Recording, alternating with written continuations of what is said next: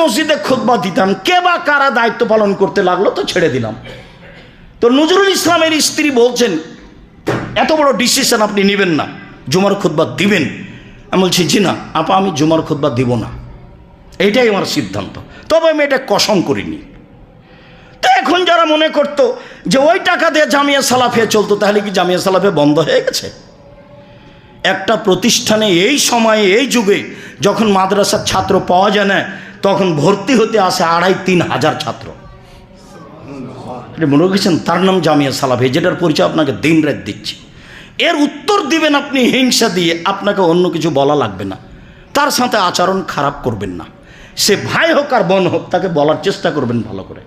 চলো ওখানে বিষয়ভিত্তিক আলোচনা হয়, চলো ওখানে আলোচনা শুনে আসি। আল্লাহ বলেছেন জয়লাল আরজুকুল্লাহ মসজিদান, আল্লাহ নবী বলছে সারা পৃথিবী মসজিদ। হাদিস বুখারী মুসলিম, সারা পৃথিবী মসজিদ। বাধা না থাকলে আপনি সেখানে সালাত আদায় করবেন, এখানে কোনো বাধা নাই। 5 বছরের জন্য এটা নেওয়া হয়েছে, এখানে কেউ আপনাকে বাধা দিতে আসবে না। আপনারা স্বাধীনভাবে সালাত আদায় করবেন, আর আমি আব্দুর রাজ্জাক বিন ইউসুফ আপনাদের সাথে আছি ইনশাআল্লাহ। কাজে মনটা কখনো ছোট করবেন না, সংকীর্ণ করবেন না, বরং দিন ধর্ম জানার জন্য আসেন। আমিও আপনার সাথে আছি, আমি আসছি, নিয়মিত আসবো ইনশাআল্লাহ। যে তুমি তোমার স্ত্রীকে বলো, বা তুমি একটা অতিরিক্ত কাপড় স্ত্রী অঙ্গের উপরে লাগাও, তারপরে তুমি তার সাথে থাকো তোমার ইচ্ছা মতো, যেভাবে তোমাকে ভালো লাগে। শুধু মিলন নিষিদ্ধ, আল্লাহ বলেছেন এটা অপবিত্র অবস্থা। আবু হুরায়রা রাদিয়াল্লাহু তাআলা আনহু বলেন, রাসূল সাল্লাল্লাহু আলাইহি সাল্লাম বলেছেন, মানাতা হায়েজান আও কাহেনান, এবার অবস্থা কঠিন। যে ব্যক্তি ঋতু অবস্থায় স্ত্রী মিলন করলো অথবা গণকের কাছে গেল, ফাকাদ কাফারা বিমা উনজিলা আলা মুহাম্মদ, তাহলে মুহাম্মাদের উপরে যেটা অবতীর্ণ হয়েছে কোরআন মাজিদ, তাকে অস্বীকার করলো। মানে আল্লাহ নিষেধ করেছেন ফালা তাকরাবুহুন্না, তোমরা স্ত্রীদের নিকটে যায় না, মানে মিলনে যায় না। রাসূল সাল্লাল্লাহু আলাইহি ওয়াসাল্লাম এখানে বলছেন, এ অবস্থায় যদি কেউ মিলনে যায়, তাহলে সে মুহাম্মাদের উপরে যেটাকে অবতীর্ণ করা হয়েছে কোরআন, সেটাকে নাকচ করলো। তা আমাদের যে অনেক অবস্থায় ঘটে যায়, অনেক অবস্থায় ঘটে যায়, তার আয়াতে প্রমাণ পেশ করা হয়েছে যে তওবা করতে হবে, ভুল হয়েছে, আস্তাগফিরুল্লাহ ওয়া আতুবু ইলাইহি।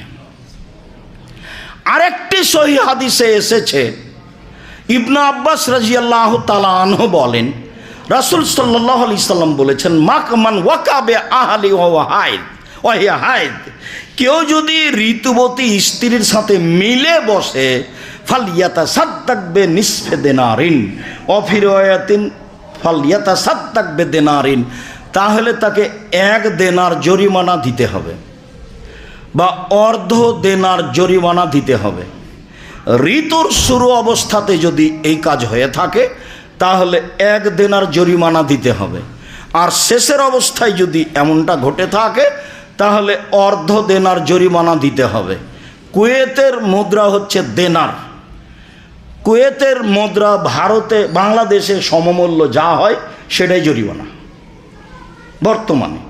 কুয়েতের একটা দেনার আমাদের দেশে যেখানে টাকা পরিবর্তন করা হয়, সেখানে জিজ্ঞাসা করলে বোঝা যাবে যে 1 দেনার সমান কত টাকা হয়, অর্ধ দেনার সমান কত টাকা হয়।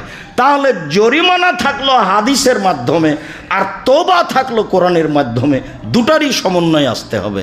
এমনটা কিছু ঘটে গেলে যা পছন্দ হয়নি, যা আল্লাহ তাআলা পছন্দ করেননি, যা রাসূল সাল্লাল্লাহু আলাইহি সাল্লাম নাকাজ করেছেন। আমরা বুঝছিলাম ঋতুবতী নারীদের সাথে কেমন আচরণ মানুষের হতে পারে, যা রাসূল সাল্লাল্লাহু আলাইহি সাল্লাম বাস্তব করে দেখিয়েছেন, যা করেনি ইহুদি, যা করেনি খ্রিস্টান, যা করেনি হিন্দু, যা করেনি জাহেলিয়াতের যুগের লোকেরা। তারা সবাই নারীকে অপমান করতে চেয়েছে, নারী একটা কিছুই না, উপভোগের বস্তু মাত্র। যতক্ষণ পর্যন্ত প্রয়োজন আছে ততক্ষণ পর্যন্ত সাথে, বাকি তাকে ছুঁড়ে ফেলতে হবে। তারা এটাই মনে করেছে। আরও কেউ মনে করেছে এরা ডাইনি, এরা মানুষকে খায়, এরা মানুষের ক্ষতি করে। যার কারণে এখনও মানুষ মনে করে যে কোনো স্ত্রী যদি তার স্বামীর নাম ধরে তাহলে সে স্বামীকে খেয়ে নেবে, মানে স্বামী মারা যাবে, নাম ধরে ডাকা যাবে না। এটাও কুসংস্কার। অথচ কত হাদিস বুখারী মুসলিমে নাম ধরে ডাকা। ইব্রাহিম আলাইহিস সালামের মতো দামি মানুষকে তার স্ত্রী হাজেরা বলছেন, আইনা তাযহাব ইব্রাহিম, ইব্রাহিম কোথায় যাচ্ছেন? অতাতরুকুনা ফি হাযাল ওয়াদি লাইসা ফি ইনশাল্লাহ শাই, আপনি আমাকে এখানে একাই ছেড়ে যাচ্ছেন যেখানে মানুষ জন্তু নেই, ঘাস পাতাও নেই। আপনি আমাকে বলবেন না, কিছু তো বলে যাবেন। আমি বলতে থাকলাম, ফলো হয় তফে তো ইলাই, আমার দিকে দেখলেন না, তিনি আমার সাথে কথাও বললেন না, আমাকে দেখলেন না, আমাকে কিছু বললেও না। এখানে থাকারও জায়গা নেই, খাওয়ারও ব্যবস্থা নেই, মানুষজনও নাই, পশু প্রাণীও বোঝা যায় না। এত অনাবাদ। সেটাই হলো কাবা ঘর, কাবা ঘরের পাশ। নিরুপায় হয়ে তিনি পিছন থেকে বলছেন, আতাযহাব বিইজনিল্লাহ, তাহলে কি আপনি আল্লাহর অনুমতিতে যাচ্ছেন? আল্লাহ কি আপনাকে এভাবে চলে যেতে বলেছেন? তখন ইব্রাহিম আলাইহিস সালাম ওই দিকেই মুখ করে বলছেন, নাম, হ্যাঁ, আমাকে এভাবেই চলে যেতে বলেছেন। তখন স্ত্রী বলছেন, আচ্ছা ঠিক আছে, ফালা ইউজাইয়িনুল্লাহ তাআলা, তাহলে আল্লাহ আমাকে ধ্বংস করবেন না। আল্লাহ ভরসা একটা আলোচনা আছে উপদেশ বইয়ে, আল্লাহ ভরসা। দেখেছেন আল্লাহ ভরসা কেমন? সন্ধ্যা হয়ে গেলে কি হবে? দিনেই তো থাকা যাবে না। পাশে তো সাফা পাহাড় আছে, ও মারোয়া পাহাড় আছে, আর সাফা মারোয়া শেষ হলেই বিশাল পাহাড়, এভাবে দেখতে হবে। ভয়ে জান হারিয়ে যাবে ওখানে থাকলে। সেখানে রাত কি হবে? তো বলছেন যে ঠিক আছে, আল্লাহ তাহলে আমাকে ধ্বংস করবেন না। এবার ঘুরে এসে বাচ্চার অবস্থা দেখছেন, যা দেখলেন তা দেখলেনি, যা জানেন তা জানেনি। তবে জিবরাইলের মাধ্যমে জমজম পানি চালু হয়েছে, ছেলের পায়ের আঘাতে নয়। ছেলের পায়ের আঘাতে এই কথাটা মিথ্যে। শেষবারে যখন ফিরে আসছেন ছেলের কাছে, যে দেখি আবার ছেলের অবস্থা কি আছে, আছে না মারা গেছে, কাছাকাছি যখন, তখন একটা শব্দ শুনলেন, কি চান? অবাক হয়ে গেলেন, এই মাটিতে শব্দকার? তো জিবরাইলকে তো দেখতে পাবেন না তিনি, জিবরাইলকে নবী ছাড়া কেউ দেখতে পাবে না। শব্দকার, কি চান? পানি চাই। যখন তিনি বললেন পানি চাই, তখন জিবরাইল তার পায়ের আঘাত করলেন মাটির ওপরে। একটু পায়ের আঘাত করতেই পানি একবারে ছিটে বের হলো। তখন তিনি পানি আটকাতে লাগলেন এবং বললেন জম জম। এটার একটা অর্থ এটাও হয় যে থামো থামো, এভাবে চতুর্দিকে ছড়িয়ে পড়তে হবে না। ইবনে আব্বাস রাদিয়াল্লাহু তাআলা আনহু বলেন, আল্লাহর নবী বলেছেন যে হাজেরা যদি পানিকে এভাবে না থামাতেন তাহলে জমজম পানি সারা পৃথিবীতে ছড়িয়ে যেত।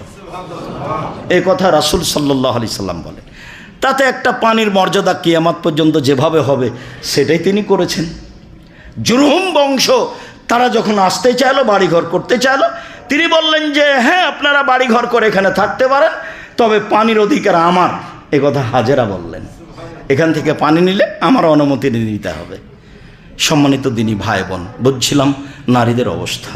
আল্লাহুম্মা সাল্লি আলাইহি, আল্লাহুম্মা বারিক।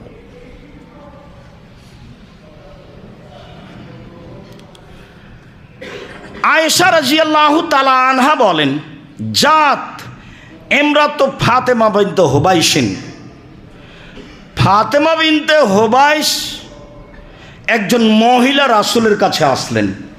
এসে বলছেন, আল্লাহর নবী, ইন্নী ইমরাতুন উস্তাহাজু ফালা আতহর, আমি একজন মহিলা মানুষ, রক্তজনিত রোগে আক্রান্ত, মানে ইস্তেহাজা।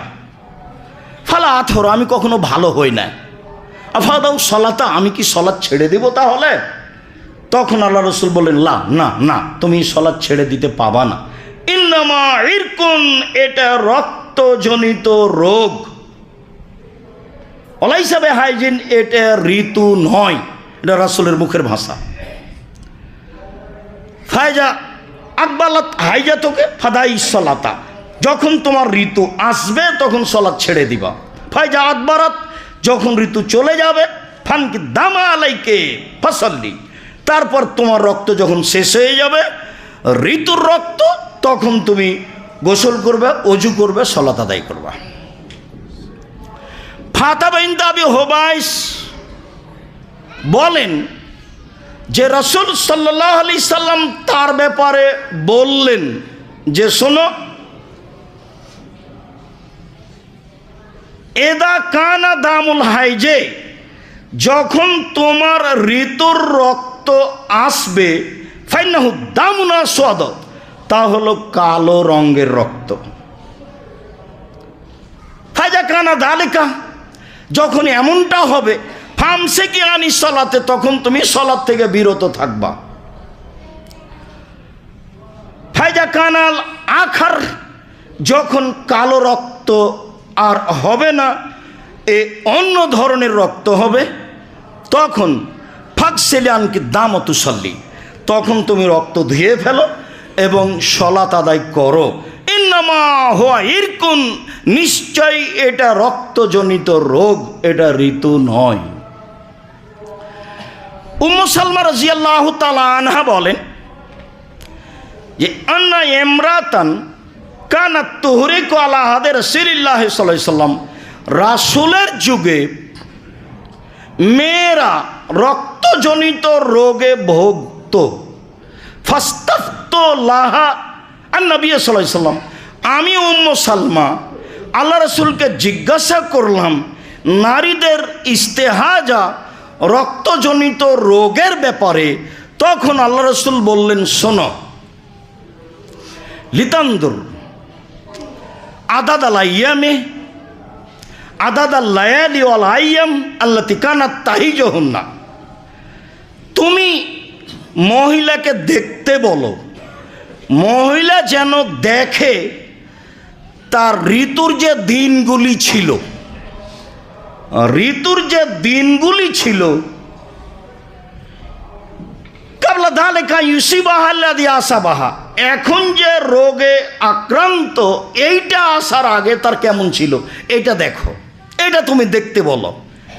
এ কথা আল্লাহ রাসূল বলছেন উম্মু সালমাকে, তুমি মহিলাকে বলো যে এই রোগ হওয়ার পূর্বে তার কয়দিন ঋতু থাকতো এটা দেখতে বলো।